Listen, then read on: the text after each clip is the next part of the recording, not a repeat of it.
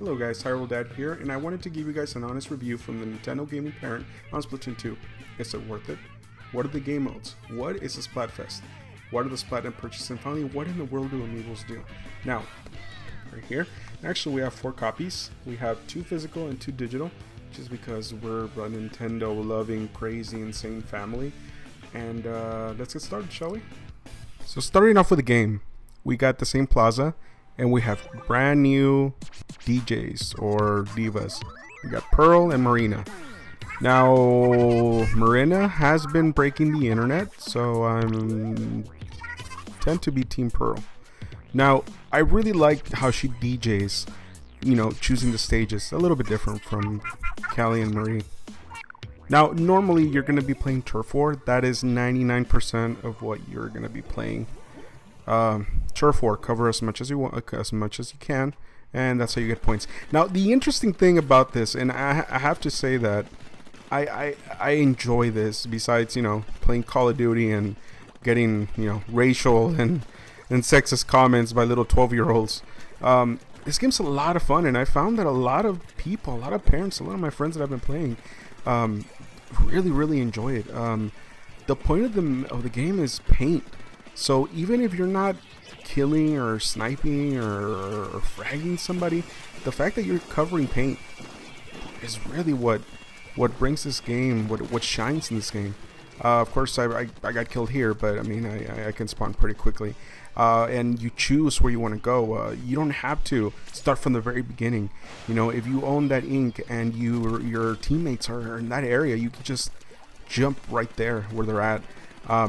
You know, you can, as long as you keep inking and you keep covering area, you see that little meter on the right. That's your special meter, and it starts overflowing. As soon as it's charged, you can do a special attack, which my attack are like these little bomb mines that they kind of skid all over the place, and they're really good for covering ground. One thing I really appreciate, if you guys played the old Splatoon that had those specials were super overpowered. Like that tornado thing, I mean, you know, you could be winning and somebody would get a special and they would completely ruin the match. Almost made it like the blue show. Versus Nintendo really took care of this, of how this is played. There's no longer that blue shell that kills you, but you know, you have these specials that really do help. And even though when you do get a frag, I mean, you know, somebody can come in and re-ink everything, all that you did in like 2-3 seconds. It's those 2 or 3 seconds that really matter. You can do so much damage in 5-10 seconds if your team is really moving forward. They're pushing the enemy back. You can do a lot of damage. You can cover a lot of turf. And that's something I really enjoy about this game. You know, I enjoy, you know, I always have a bomb, and I always try to throw it like the last second, no matter what. You know, I throw this bomb, and it's the last second that it covers. You know, that last 1% or 0.5% or 2% that usually makes a difference. And I would say that this game is a lot of fun for 3 minutes, but it's that last 1 minute that can really turn the tides around. As you can see here, I mean, I'm just, you know, somebody walked in while we were on the other area, and they started inking. But you know, it's just so much fun. I've spent hours on this game with my son. You know, me playing on my Switch, he playing on his Switch. You know, my wife playing on her Switch, and my daughter playing on her Switch, and I mean, it's a really fun game. You get this little animation at the end. As you can see, 46 to 6 to 45.5. I mean, that is a little difference that can be made in you know, in the last 3 or 4 seconds, because you were able to cover a little bit, could take back a little bit. Now, the Rainmaker. This is an awesome mode. If you guys have ever played Unreal Tournament, this is very reminiscent of Unreal Tournament. I don't know if you've all ever played Bombing Run, where you grab an area and you try to close in on your opponent's headquarters. Now, as you can see here, I grabbed it. I get killed pretty quickly, but what I've noticed is that a team that is really unified will go and they'll jump in. I mean, the whole point of this is if your team has a Rainmaker, jump in where they're at. You know, don't walk, don't ink. You don't want to ink in this area. The whole point of this area is defend the person that has the Rainmaker. Make a path for them. You know, as you can see right there, you know, they're walking with it, and I was able to jump in. New mode, Horde mode. Big fan of Left 4 Dead. If you guys are a big fan of Left 4 Dead, I mean, you guys are gonna love this. There are so many bosses. One boss in particular, that snake thingy right there. Oh God, will it ink? I mean, it will destroy all the area that you tagged. Some of the bosses have their own weaknesses, like this little shark that takes me out from the bottom. It freaked me. The first time I saw it, I mean, it freaked me out. I almost dropped the controller just because it scared me. A lot of my friends know that I freak out real quick when I play scary games, horror games. But I mean, the bosses, the attention to detail. This game mode is so addictive. The only thing is that you have to wait until it's open. It's not that bad. I mean, it's like open every other day or something, so you can see the schedule. And I mean, once you start playing, you know, if you get a good team, like right there, I get taken out by that by Moss, that little shark that is hiding. You know, you turn into this little lifesaver. Somebody, as soon as somebody shoots at you, you come back to life. Now the first player mode, single player mode, a lot of hate. People are saying, oh, you know, it's just a glorified tutorial. I had so much fun in this mode. Reminded me a lot of the platforming of Mario Sunshine and the platforming in Mario games. I mean, jumping through here, you know, finding the secrets, finding the secret items that are all over this place. It's so much fun. I really enjoyed how it teaches you new mechanics, how to use the sniper. I mean, you could say it is a glorified tutorial, but it's a lot of fun. I recommend, if you want to find everything, because there's stuff that is really well hidden and it will take you a while. Going into the bosses are so much fun. I'll stay quiet. Listen to the little music here. It's fantastic.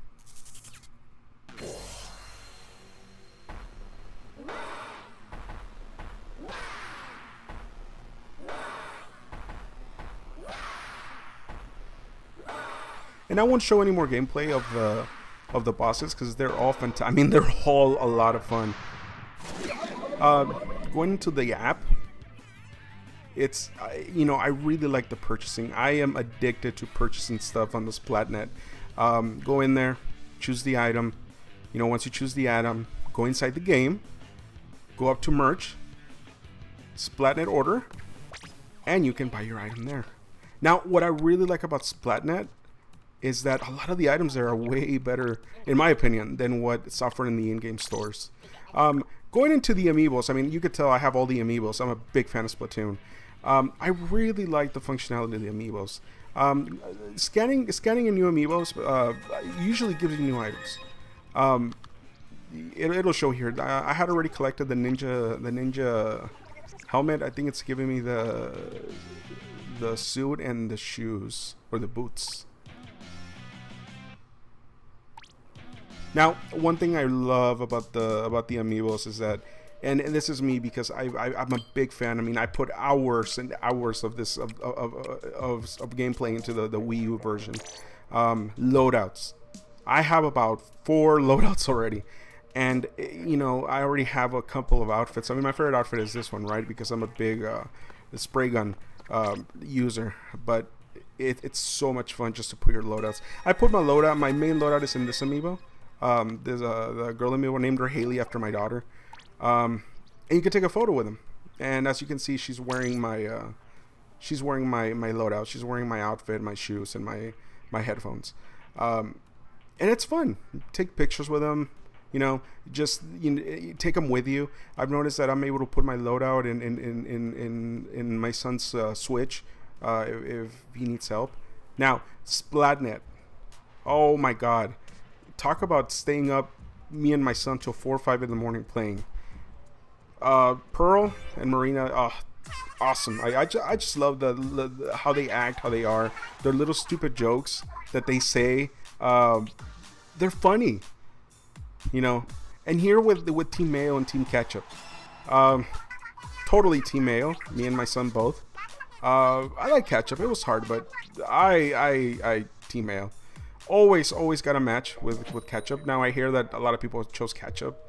Uh, I chose Team Mayo. It was a lot of fun. A lot of turf war. And you know what me and my son were laughing about was that a lot of it was just, you know, it was throwing ketchup and throwing mayonnaise. I mean, what to think about it, it's kind of gross. Throwing ketchup at each other, throwing mayonnaise at each other. But it was the same thing. I mean, it's your turf war. That's all it is. Now, what I have to say is this arena that they got, moving platforms. It's a really good stage. I hope this stage is not just a Splatfest only, because I think this is one of the best stages that they've ever made.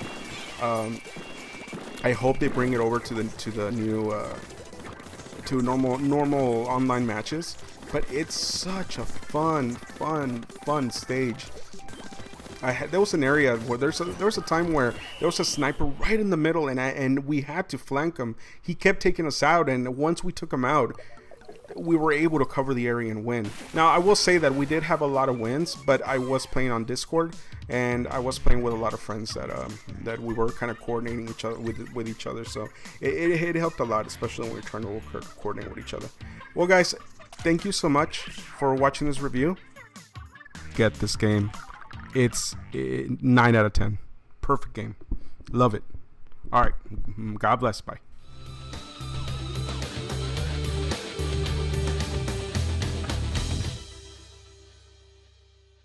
What are you guys doing?